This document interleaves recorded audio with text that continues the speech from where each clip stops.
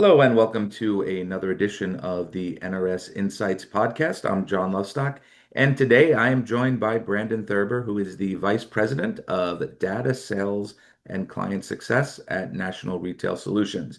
And today we'll be discussing the retail same store sales report for April of 2025. And for April, it looks like it was a really good month. NRS reported a solid 4.3% year over year increase in same-store sales, driven by strong consumer spending, especially in the alcoholic and non-alcoholic beverage categories. This positive trend was supported by double-digit growth in tequila. So that's good. I have faith in mankind again. And ready-to-drink cocktails, which Brandon has been very high on the past year. He's been promoting how strong these sales have been for our stores, and as well as steady demand for soft drinks and energy drinks are making a bit of a comeback. So while inflation ticked up a little bit, unit sales, basket size, and average pricing trends reflect a resilient urban consumer spending. So that's my soliloquy, Brandon. How are you today? I'm doing well. How are you, John? I'm doing well, thanks. So good news in April is that hopefully that's a good sign of what we could expect for the summer. Yeah, I agree. The summer, the seasonality usually picks up. The summer it increases trips and transactions in our stores, and that's what drives the spend. There's no hidden secret or sauce there. The more folks that are in the stores buying things drives the sales. All right. Now you have been on that ready to drink cocktail kick for quite a while, and the numbers just keep going up and up. Is kind of put you on the spot here. Have you been tracking beer? Is this taking away? Is this cannibalizing beer sales? What's going on there? So early reports outside of NRS are that it is kind of cannibalizing the F&B cider, flavor malt beverage cider seltzer space. And while we're not seeing as much growth out of that category, we're not seeing the declines either. So it is a flavor forward, more refreshing preference to the consumer for both of those categories. Hmm.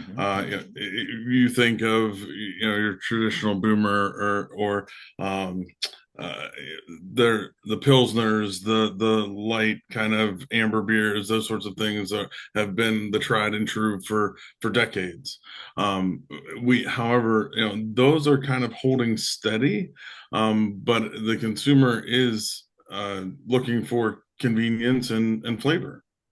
And it seems that all the spirits manufacturers are kind of in this space now. Jameson, Tito's, they're all doing something in a can, which is crazy.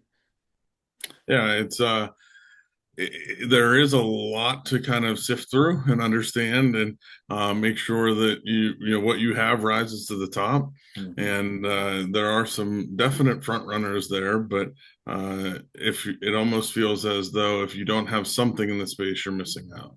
Absolutely. Now I want to put you back on the spot again because I like doing that when I don't tell you what's coming.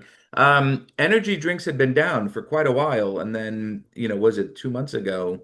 Susie mentioned all of a sudden, out of nowhere, their sales jumped back up. What do you think is going on there? So it's I'm been not a energy. I'm resilient. sorry, isotonics, Gatorades, not energy drinks. We'll tackle both actually. Okay. So energy drinks, right, has been an elastic category for decades, right? Mhm. Price increase doesn't matter. People need the energy consumption, and we're seeing the sales pick up for that category over the last 2 or 3 months, and those are pretty much your tried and true brands. Your top two or top three brands are leading that category. However, on the sports drinks, we are not seeing that same sort of growth. Folks are either going to a new brand potentially, or seeking hydration alternatives. Coconut water, seltzer water, Interesting. sparkling water all have double-digit growths, which is kind of eroding the sports drink category a bit. Okay. Do you think, one thing I've noticed in visiting as many convenience stores as I do, like the bottled water craze where they all got into bottled water 20 years ago, they all seem to be in the sports drink category as well. You can get a proprietary branded sports drink at your local convenience store, even if it's a 10-store chain.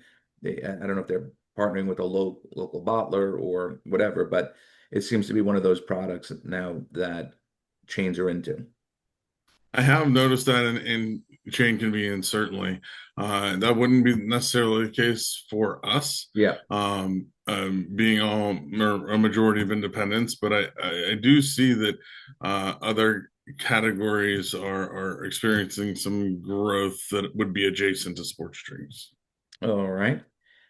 In terms of any emerging trends or anything that historically you see, coming up for the summer months, any early indications of what we can expect? Yeah, so interesting. Within the candy space, we talk about candy quite a bit here. And we are seeing a little bit of a decline in the confections and the sugar.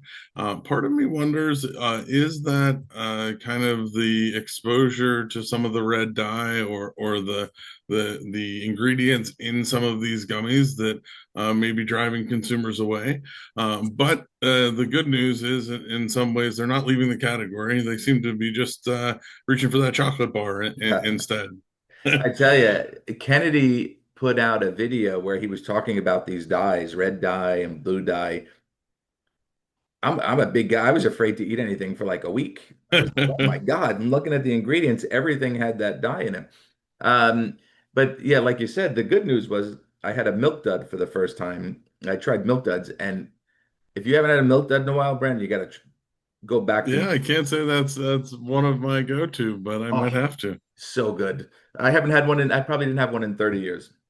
And so that was kind of one of the benefits of me not having my uh, gummy Tic Tacs, by the way, which are phenomenal. All Right. right. Oh, But good. yeah, and then emerging trends for the summer, we typically it's road trip season and it's also picnic season. So Hmm.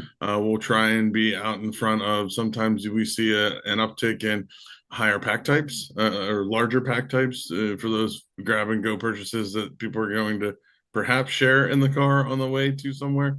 Hmm. But then the other thing is the six packs of beer, the hot dogs, the condiments, those sorts of things generally see a spike in this upcoming season. And as we are doing this, it's right before Memorial Day, so hopefully there's good weather for those that get outside and enjoy these picnics. Yeah, well, you're in Pittsburgh. We've had nothing but rain here in the New York, New Jersey area, so hopefully we can avoid that and everyone can make some money this weekend. Uh, Right. in your stores, real quick, is the Barbie? Do you find that your stores are kind of catering to some of the grillers, whether it be on the meat side or on the bread side? Yeah, it's interesting. You wouldn't necessarily think of an independent store, primarily urban, but a charcoal is. We see a big spike in charcoal in our locations and condiments. The ketchups, the mustards. So it's definitely pretty cool to see. If you're on the go and all of a sudden your picnic is without your favorite condiment, there's a consumer demand for that grab and go purchase. Yeah, and the charcoal. I mean, we've all done it where you're going to a park and they have the grills that you could use. Got to stop and get some lighter fluid and some charcoal. Yep. All right. So, was there anything you're keeping an eye on that we could discuss next month that might be emerging in May as a trend? Uh, I think so. Cinco de Mayo, Hmm. trying to check out the emergence of that, and then the around the flavored beer, refreshing beer, F&B cider, RTD cocktail segment as well. Excellent. So, as of April 30th, the NRS retail network comprised almost 36,000 terminals. So, you want to talk about getting good numbers and good data. These guys have it, and you scan purchases at approximately 31,000 independent retailers, including convenience stores, bodegas, liquor stores, and tobacco stores. So, with that, Brandon, can you tell the folks where they can track this report every month? Yeah, set your Google alert to the NRS same store sales insights report, or go to our parent company's website, idt.net. Excellent. I appreciate your time today, Brandon. So, thank you for joining us. Joining Thank you, me, John. not us. Yeah. So, on behalf of Brandon, I'm John Lovestock. Thank you all for tuning in, everyone. I hope you have a good afternoon. Have a good day, everyone.